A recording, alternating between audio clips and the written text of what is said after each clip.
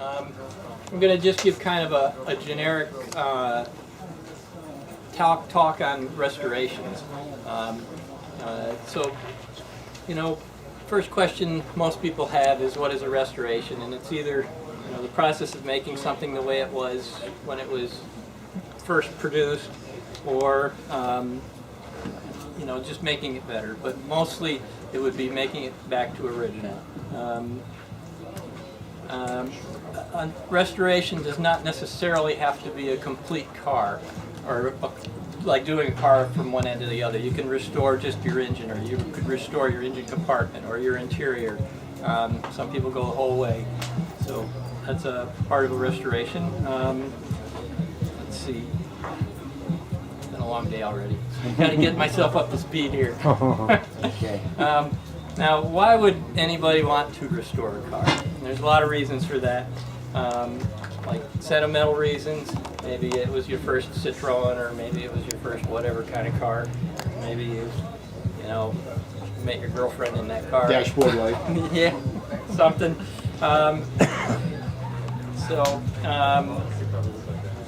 And is it, you know, there's a big question on, is it ever smart to restore a car?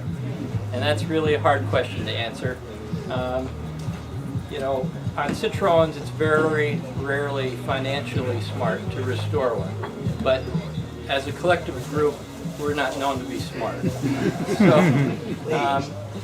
We're in love. yeah, that's right. We like these cars, you know, because of the way they ride, the way they smell, the way they feel, whatever it is. You know, we like them for different reasons than... And the rarity. Yeah. And, you know, occasionally people will restore a car because they think they can make money on it. There are certain cars that you can buy and restore and flip them.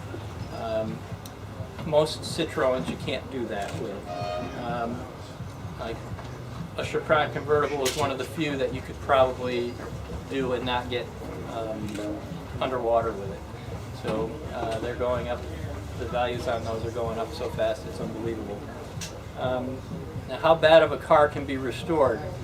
You can basically restore virtually any car nowadays, either making the parts or buying replacement parts or fixing stuff. You know, I mean, anything can be painted or restored or repaired or massaged or done whatever you need to do to restore a car. And lots and lots of pieces now are being reproduced for these cars, for all the models of Citroën, so that's very handy. There's one side note I'd like to take in regards to restorations. There's a new thing out now called preservation, and some cars should be preserved rather than restored. And one example of that is Greg Wong's 56 DS, which he bought, which had been in storage for 35 years. And basically he did everything needed to get that car to run, and maybe a few little tweaks to make it reliable, but he did not restore the car. He preserved it. And you know, cars are only new once. They're never original as they were the first time. So if you restore a car, it's you know, it's different than it was when it was brand new in that respect. But then we have a car like this car, and when we started talking about restoring this car, you have to figure out if you want to restore it or preserve it. After examining this car very carefully, it was determined that really the only thing that could be done was a restoration. Like the frame was too far gone, and there's other things like the early cars have, early DSs have 3 main bearing engines with crankshafts that fill up. They don't have oil filters, so the crankshafts fill up and they go maybe 100,000 miles and it'll ruin the bearings. So this car, miles were on this? 80,000. It was, after sitting for 30-some years and 80,000 miles, you know, basically most of the car would need to be redone or gone through. So this was an excellent candidate for a restoration. Now, when you're doing a restoration, you know, there's different degrees of restorations. There's, you know, you might want to just go through a car and make it nice so you can drive it. you might want to do it really, really nice so that it's drivable, but that you will never drive it. You know, you won't want to take it out to get milk, you know, at the grocery store or something, because some dummy will open their car into your door. Or you can go even further than that, and you can go Pebble Beach, which then those cars will be driven from the trailer to the show field and then back onto the trailer. Now, none of us ever really would do a Pebble Beach type restoration on a Citroen. It would be very, very expensive. And the reason we have these cars is because we like them and we want to drive them, and you all should drive them. And it shows when you see a whole field of Citroens that people are still driving them. And that's one of the things that is really great about it. You know, we don't have a whole lot of Citroens that are just here on a trailer and off, and that's as far as they drive is to here. Okay.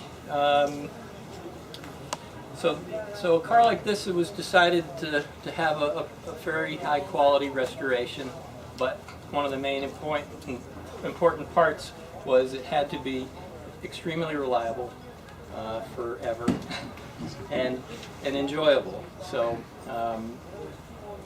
that's what we're shooting for on this car.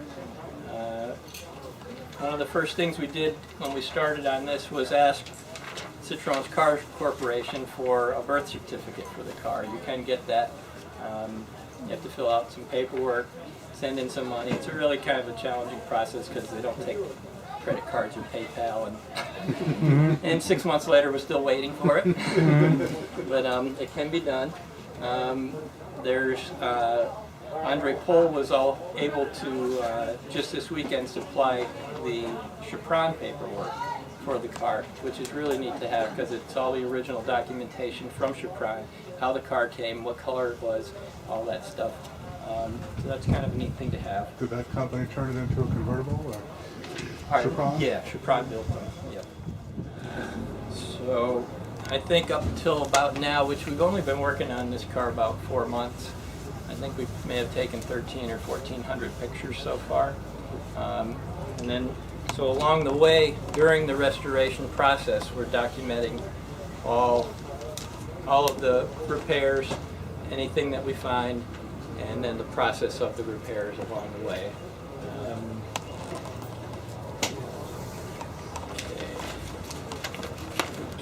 I want to skip a page. So, and we talked a little earlier about, you know, all the items. Everything can be fixed, overhauled, replated, powder coated, painted, whatever. So, and many times things are all happening at once. And if you want to try to get a car done in a certain amount of time, you'll have to have multiple shops doing multiple things, unless you have a huge shop, you know, with an upholstery department, a painting department.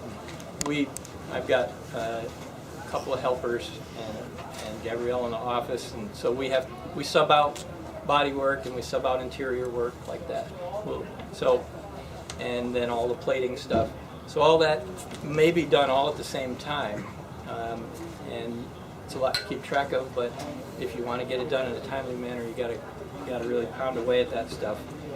Hopefully, I mean it looks a little daunting right now, but we're hoping that this car will maybe not be finished, maybe be finished for next year's rendezvous. That's the plan anyhow. We'll see if it happens or not. You know, maybe this would be 1,500 or 2,000 hours. It can be as high as 5,000 or 10,000 hours, depending on what quality you're going to do. Wanted to talk a little bit about this because it's you can see it's bare metal. There's like 4 different methods of stripping a car, and what we used on this was called soda blasting. And soda blasting is a newer thing that is becoming more available. It is food grade baking soda, and it's shot at high pressure in a fairly large volume, and you can take 1 layer of paint off at a time with it. You can shoot up to glass and chrome and it won't hurt it. They take Corvettes and do it, and it doesn't take the gel coat off. You know, if the guy is really good at it, they can do that. It also will leave it does, well, one thing, it does not distort the metal at all. So it's not going to create any problems for you in the future by warping anything.